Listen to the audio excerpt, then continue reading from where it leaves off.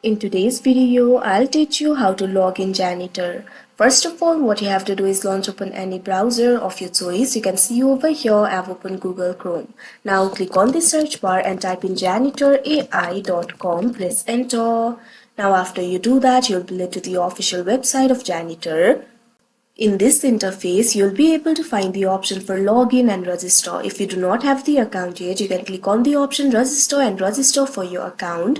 But if you want to log in to your account, click on this option login.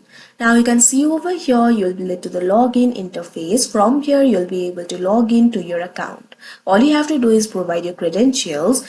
Or you can also log in with Google, Twitter or Discord if you want. Simply click on the login method that you used while creating your account. Here I'm just going to enter my credentials. For that, what you have to do is click on the field of email and enter the email address over here. Make sure to enter the correct email address. Now also click on the field of password and enter the password. Make sure to enter the correct password. If you have forgotten your password, you can click on this option forget password and you'll be able to recover it. Now after you enter the credentials, click on the login option that you can see on the screen.